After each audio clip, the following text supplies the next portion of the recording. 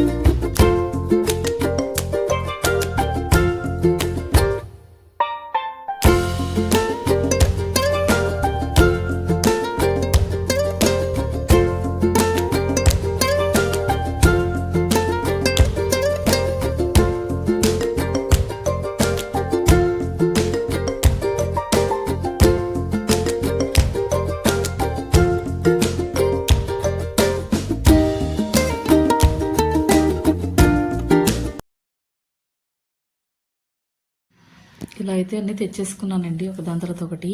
అంటే మనం money save చేయాలంటే కనుక చాలా వరకు తక్కువగానే తెచ్చుకోవాలండి. మనకి మంత్లీ ఎంత ఉపయోగపడతాయో అంతవరకు మాత్రమే మనం ఈ గ్రాసరీస్ అనేవి తెచ్చుకుంటే బెస్ట్ అని నేను అనుకుంటానండి.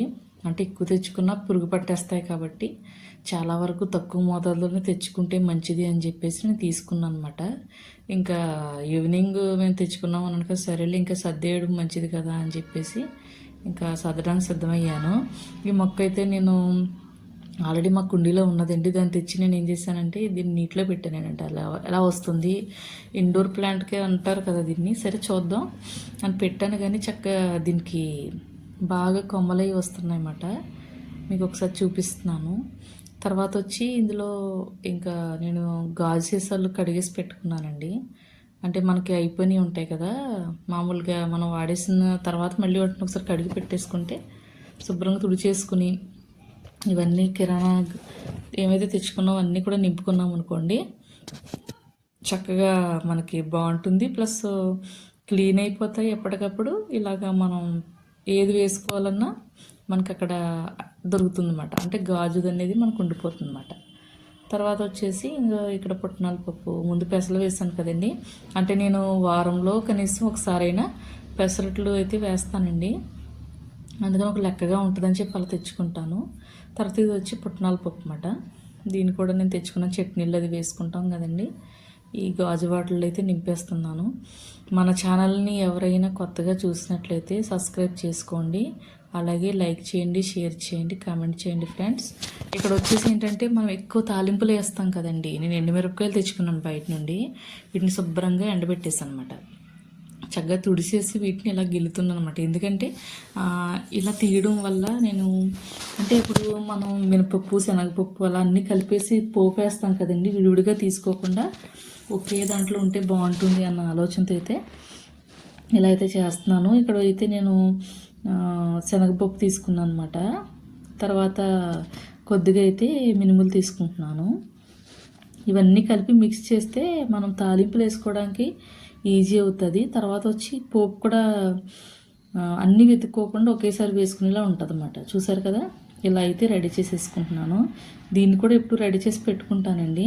మనం ఇంకా జీలకర్ర అవన్నీ కూడా కలుపుకోవచ్చు, ఆవాలు అవిని. అంటే ఆవాలు జీలకర్ర విడిగా ఇస్తే మంచిదన్న ఆలోచనతో ముందు ఈ మూడింటిని కలిపి నేను స్టోర్ చేసేస్తాను అన్నమాట. అంటే ఏదైనా అవసరమైనప్పుడు అన్నీ వెతుక్కోకుండా ఎండుమిరపకాయలు ఎక్కడ పెట్టాము, అలాగే ఈ శనగపప్పు ఎక్కడ పెట్టాము, మిరపొడి అన్నీ వెతుక్కోకుండా అన్నీ కలిపి వేసుకోవాలని చెప్పి ఇలా అయితే నేను రెడీ చేసుకుంటున్నాను అనమాట. మన వీడియో నచ్చితే లైక్ చేయండి ఫ్రెండ్స్, అలాగే మీ ఫ్యామిలీ ఫ్రెండ్స్ ఎవరైనా ఉంటే షేర్ చేయండి. అంటే నేను ఈ వీడియోని ఇంకా ఇక్కడ మీకు చూపిస్తున్నాను కదా, ఇంకా ఎండ్ చేద్దాం అనుకుంటున్నానండి నేను. అంటే మనం చిన్ని గ్రాసరీస్తో తక్కువ అమౌంట్లో ఎలా తెచ్చుకోవాలనే విషయం అని నేను ఇంకా మీకు చూపిస్తున్నాను అనమాట.